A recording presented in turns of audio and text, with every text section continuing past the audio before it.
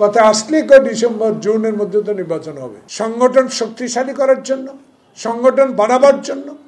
আরে কি অবস্থা রে ভাই দেশে। নির্বাচনের কথা বললে একটি পক্ষ আমাদেরকে প্রতিদ্বন্দ্বী করে। আমরা তো আপনার প্রতিদ্বন্দ্বী নয়। বাংলাদেশ জাতীয়তাবাদী দল আপনার প্রতিদ্বন্দ্বী হতেও চায় না, আপনার সমালোচনাও করতে চায় না।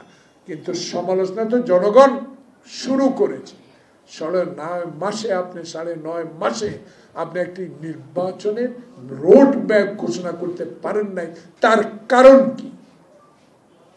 আমি আশ্চর্য হই। এটা আমার ব্যক্তিগত অভিমত। জামাতে ইসলাম বিএনপিকে ডেকেছেন, একই দিন আরেকটি দলকে আপনি ডেকেছেন, যেই দলের নিবন্ধন নাই, যেই দলের অস্তিত্ব কোনো কোথাও খুঁজে পাওয়া যায় না। ঢাকামুখী একটি রাজনৈতিক দলের কথায় যদি নির্বাচন বিলম্বিত করেন, এর দায়িত্ব তো আপনাকেই বহন করতে হবে। আমি যুদ্ধ করেছি, আমার নেতা শহীদ জিয়া দেশ স্বাধীন করেছে, অস্ত্র দিয়ে যুদ্ধ করেছে, সেক্টর কমান্ডার ছিল, স্বাধীনতার ঘোষক ছিল। অহংকার আমরা করি না, অহংকারের দলও আমরা না। জনগণ আমাদেরকে সমর্থন করে।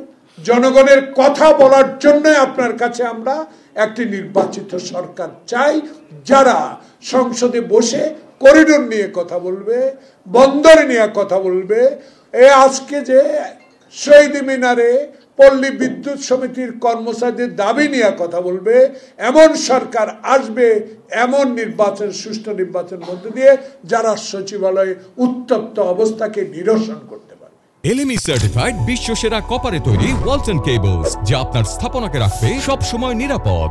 এমন সরকার তারেক রহমান চায়, যে সরকার নির্বাচিত হয়ে পার্লামেন্টে যাবে, সেই সরকার বর্ডারে গুলি বন্ধ করতে পারবে, ভারতবর্ষের অগণতান্ত্রিক কার্যকলাপ বন্ধ করার জন্য ফাইট করতে পারবে।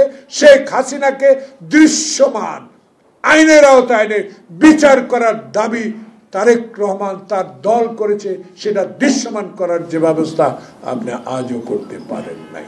ঠিক তাই আমাদের স্পষ্ট দাবি, আমরা রাজপথে ছিলাম, আমরা 17 বছরে কারাগার, অনেকে 10 বছর জেলে ছিল, 111 আমরা জেলে ছিলাম, আমাদের নেতার মেরুদণ্ড ভেঙে দিয়েছে। কিন্তু আজকে কিসের চক্র, কার কথা, কার কান কথা? নির্বাচনের সুনির্দিষ্ট তারিখ ঘোষণা করেন। কথা আসলে ডিসেম্বর জুনের মধ্যে তো নির্বাচন হবে। কোন জুনে হবে? 2025, 2026, 2027 না 2028? ঠিকই, আপনি 2026-এর কথা বলেন, কিন্তু আমরা তো, জনগণ তো এটা চায় না। এত বিলম্বিত কেন? কারণটা কি? কাউকে সংগঠন শক্তিশালী করার জন্য, সংগঠন বাড়াবার জন্য। আরে কি অবস্থা রে ভাই দেশে। আন্দোলন করছি ভোটের জন্য, পার্লামেন্টের জন্য।